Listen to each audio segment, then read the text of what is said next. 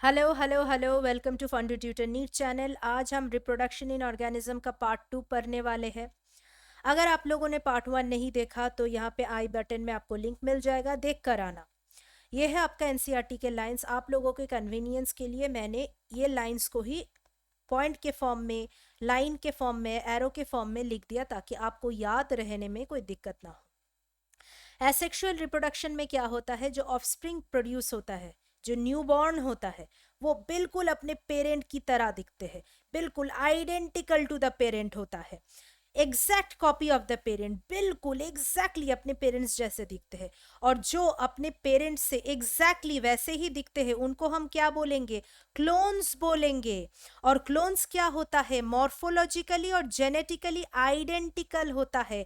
Morphologically मतलब external appearance भी similar होगा और जेनेटिकली भी सिमिलर होंगे, क्योंकि इसमें माइटोसिस होता है। और हमने cell cycle and cell division में पढ़ा था कि माइटोसिस में जेनेटिकली आइडेंटिकल डॉटर सेल्स बनते हैं और इसमें मियोसिस नहीं होता, क्योंकि मियोसिस अगर होता तो होमोलोगस क्रोमोसोम्स के बीच में क्रॉसिंग ओवर होता और जेनेटिक रिकॉम्बिनेशन होता है, जिससे थोड़ा सा वेरिएशन आता, राइट।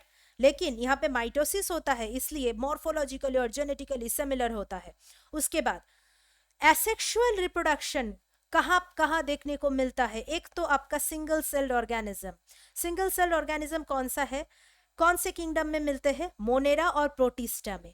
मोनेरा में यूनिसेल्युलर प्रोकैरियोटिक मिलता और प्रोटिस्टा में यूनिसेल्युलर यूकैरियोटिक मिलता हमको। तो वो सिंगल ऑर्गेनिजम्स में एसेक्सुअल रिप्रोडक्शन मिलेगा, क्योंकि देखो वो मतलब लोअर ऑर्गेनिजम्स है और वो यूनिसेल्युलर है, तो उनके लिए माइटोसिस ही सबसे इजी होगा। और मियोसिस अगर होना है तो बहुत बड़ा प्रोसेस है ना, बहुत कॉम्प्लेक्स प्रोसेस है मियोसिस। तो सिंगल सेल्ड ऑर्गेनिज्म ज्यादातर माइटोसिस से ही डिवाइड करते हैं। ओके, उसके बाद आपको मिलेगा प्लांट्स और एनिमल्स में। प्लांट्स और एनिमल्स में सभी में नहीं, रिलेटिवली सिंपल ऑर्गेनाइजेशन है जिनका, जैसे कि आगे जाके आज ही इस चैप्टर में आप लोग देखेंगे कि एनिमल्स में पॉरीफेरा, नीडारिया, पॉरीफेरा में स्पॉन्जेस, जेम्यूल्स फॉर्म करते हैं एसेक्सुअल रिप्रोडक्टिव स्ट्रक्चर, और हाइड्रा बर्ड फॉर्म करते हैं एसेक्सुअल रिप्रोडक्टिव स्ट्रक्चर, और लोअर प्लांट्स जैसे कि एल्गी में भी आपको एसेक्सुअल रिप्रोडक्शन देखने को मिलेगा। ओके, अब देखो प्रोटिस्टा और मोनेरा का जो ऑर्गेनिज्म है, parent divides by mitosis. Mitosis से डिवाइड करके क्या होता है, दो न्यू इंडिविजुअल का जन्म होता है और वो दो इंडिविजुअल, दो नए इंडिविजुअल बिल्कुल अपने पेरेंट जैसे ही दिखता है, morphologically and genetically. Okay, in this organism cell division is a mode of reproduction. देखो यहाँ पे तो सेल डिवाइड किया, माइटोसिस से दो डॉटर सेल आइडेंटिकल बन गया, राइट। तो ये तो सेल डिविजन हुआ, यही इसका रिप्रोडक्शन का प्रोसेस है। ओके, री मतलब फिर से, प्रोडक्शन मतलब बनाना। देखो एक से दो फिर से बन गया। ओके, उसके बाद देखो मेनी सिंगल सेल्ड ऑर्गेनिज्म, बहुत सारे सिंगल सेल्ड ऑर्गेनिज्म। देखो ये जो हमारा एसेक्सुअल रिप्रोडक्शन है ये बहुत तरीके से हो सकता है, जैसे कि एक बाइनरी फिशन, मतलब दो इक्वल डिविजन होगा, दो इक्वल हिस्सा में बांटेगा, डिवाइड होगा। ओके, उसके बाद बर्ड फॉर्मेशन से होता है, उसके बाद बहुत सारे स्पोर्स फॉर्मेशन से हो सकता है, जेम्यूल्स फॉर्मेशन से हो सकता है, हम देखेंगे। तो पहला जो होता है बाइनरी फिशन, उनमें क्या होता है, सेल जो है वो इक्वली दो पार्ट में डिवाइड करेगा और इंडिविजुअली ये दो पार्ट अलग से एडल्ट बनेगा। ठीक है, डिवाइड होने के बाद ये दो पार्ट एडल्ट बनेगा, मैच्योर होगा और एडल्ट बनेगा। ये कहाँ पे देखने को मिलता है बाइनरी फिशन, एमीबा और पैरामीशियम में, एमीबा और पैरामीशियम में। ओके, एमीबा का स्ट्रक्चर आपका जो एनसीईआरटी बुक है उसमें दिया हुआ है। अब देखो ईस्ट में बडिंग देखने को मिलता है, तो बाइनरी फिशन एक हो गया, उसके बाद बडिंग। तो बडिंग में क्या होता है, देखो बाइनरी फिशन में दो इक्वल हाफ्स में डिवाइड करते हैं सेल, माइटोटिक डिवीजन करके। और बडिंग में माइटोटिक डिवीजन ही होता है, माइटोटिक डिवीजन ही होता है। हर एसेक्सुअल रिप्रोडक्शन में माइटोटिक डिवीजन ही होगा। लेकिन यहाँ पे जो पेरेंट सेल है वो थोड़ा सा साइज में बड़ा होता है और जो डॉटर सेल है वो थोड़ा सा साइज में छोटा होता है, इक्वल नहीं होता साइज में। और देखो ये बर्ड कुछ टाइम तक अपने पेरेंट सेल के साथ जुड़ा हुआ रहते हैं, remain attach to the parent cell, और कुछ टाइम बाद वो सेपरेट होके नीचे गिर के बिल्कुल पेरेंट जैसे ही स्ट्रक्चर बना देते हैं।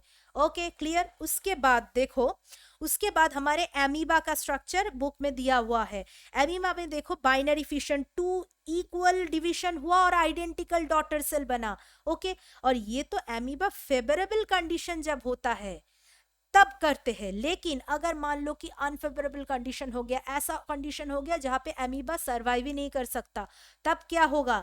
तब वो अपने पास जो स्यूडोपोडिया है, ये जो स्यूडोपोडिया है, ठीक है, ये जो स्यूडोपोडिया होता है एमीबा में, वो स्यूडोपोडिया को अपने अंदर ऐसे रख लेगा और एमीबा ऐसे ऐसे छुप जाएगा। और जब वो छुपेगा उसके आसपास से एक 3 लेयर्ड हार्ड सब्सटेंस फॉर्म हो जाएगा, ठीक है, जिसको हम बोलेंगे सिस्ट। तो देखो स्यूडोपोडिया को जब वो अंदर ऐसे ले जाएगा तो उसका स्ट्रक्चर ऐसा हो जाएगा, ऐसा था पहले स्यूडोपोडिया से, वो अंदर ले लिया तो ऐसा स्ट्रक्चर हो जाएगा, राइट। तो अंदर लेने के बाद it secrets 3 layered hard covering, जिसको हम सिस्ट बोलते हैं। तो ऐसा हो जाएगा और इसके बाहर 3 लेयर हार्ड कवरिंग हो जाएंगे, ठीक है, जिसको हम सिस्ट बोलेंगे, और ये प्रोसेस को हम एनसिस्टेशन बोलेंगे। ओके, अब जब फेवरेबल कंडीशन वापस आएगा, वापस आने के बाद तो ऐसे छुपने का कोई मतलब नहीं है, तब क्या होगा? एमीबा जब अंदर ऐसा छुपा हुआ था तो अंदर उन्होंने बहुत सारा स्पोर फॉर्म किया था। तो जब फेवरेबल कंडीशन वापस आएगा तो वो एनसिस्टेड एमीबा, मतलब वो जो सिस्ट है वो बर्स्ट करेगा और spores liberated to the surrounding medium, spore बाहर के एनवायरनमेंट में फैल जाएगा। इसको हम क्या बोलेंगे? स्पोरुलेशन। तो देखो ये बर्स्ट करेगा सिस्ट और अंदर से स्पोर ऐसे निकाल के सराउंडिंग में फैल जाएगा, ठीक है। उसके बाद देखो, अब तो हमने पॉरीफेरा और प्रोटिस्टा को देखा। अब देखो मेंबर्स ऑफ फंजाई और सिंपल प्लांट्स में भी आपको एसेक्सुअल रिप्रोडक्शन देखने को मिलेगा। हालांकि जो फंजाई है उसमें सेक्सुअल रिप्रोडक्शन भी होता है, लेकिन एसेक्सुअल भी मिलता है। तो फंजाई क्या है? मल्टी सेल्यूलर यूकैरियोट, और प्लांट्स क्या है? Multi cellular eukaryote. तो वो स्पेशल रिप्रोडक्टिव स्ट्रक्चर फॉर्म करते हैं। देखो ये जो स्पेशल रिप्रोडक्टिव स्ट्रक्चर है वो क्या क्या है? स्पोर्स है, बर्ड्स है, जेम्यूल्स है, लेकिन ये गैमेट नहीं है। गैमेट क्या होता है? गैमेट्स आर स्पेशल सेल्स जो कि फर्टिलाइजेशन में हेल्प करता है, यानी कि फ्यूशन में हेल्प करता है, फ्यूशन ऑफ गैमेट्स जो कि फ्यूज करते हैं। और ये फ्यूशन फर्टिलाइजेशन कहाँ पे होता है? Sexual reproduction. तो ये तो सेक्सुअल रिप्रोडक्शन नहीं है, ये एसेक्सुअल रिप्रोडक्शन है। तो यहाँ पे स्पोर्स, बर्ड्स और जेम्यूल्स होगा जो कि एसेक्सुअल रिप्रोडक्टिव स्ट्रक्चर्स होंगे, लेकिन गैमेट्स नहीं होंगे।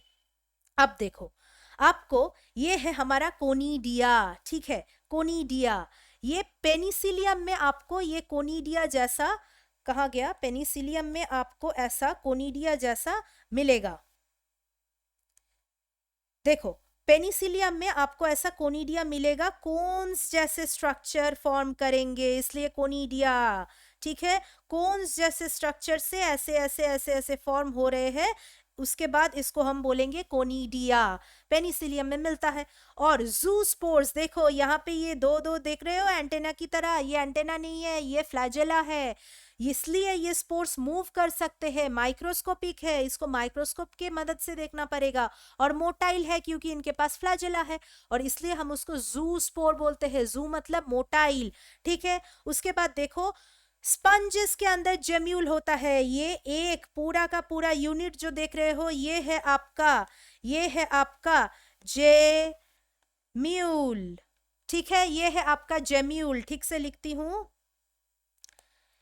ये है आपका जेम्यूल, ठीक है। और जेम्यूल में ऐसे छोटे छोटे छोटे छोटे ये जो देख रहे हो इसको हम क्या बोलेंगे? आर्कियोसाइट्स, ठीक है। और ये जो कांटे कांटे जैसे देख रहे हो स्ट्रक्चर, इसको हम क्या बोलेंगे? स्पिक्यूल्स, ठीक है। तो देखो ये जो स्पंज है ये तो पॉरीफेरा में है, सिंपल एनिमल्स, ओके। और ये जो हाइड्रा है, हाइड्रा नीडरिया फाइलम के अंदर आते हैं, एनिमल किंगडम के अंदर, ओके। तो ये देखो हाइड्रा में हमको बर्ड्स देखने को मिलता, और ईस्ट में भी हमको बर्ड्स मिला है। और ये देखो ये है टेंटिकल्स हाइड्रा का, और ये है हमारा हाइड्रा का माउथ, ठीक है। तो देखो यहाँ पे वही चीजें लिखा हुआ है, तो पढ़ लेना। अगली क्लास में हम उसके बाद के पोर्शन को कंटिन्यू करेंगे। अगर ये वीडियो आपको अच्छा लगा तो hit the like button, subscribe करो चैनल को और टेलीग्राम चैनल को ज्वाइन कर लो। ये सारे के सारे नोट्स वहाँ पे अपलोड हो जाएंगे। और अगर आपको वन ऑन वन कोचिंग चाहिए तो आप इस नंबर पर कॉल करना, और आपको फिजिक्स केमिस्ट्री बायोलॉजी जो भी टीचर की ज़रूरत है उन टीचर से आपको डेमो मिलेगा। अगर आपको डेमो पसंद आया तो you can continue your journey with the teachers. और इस डेमो के लिए कोई पैसे की ज़रूरत नहीं है। दिस डेमो आर बिल्कुल free of cost. So hurry up, subscribe the channel, join the Telegram channel, and if you want single coaching, so contact this number. Thank you very much for watching this video.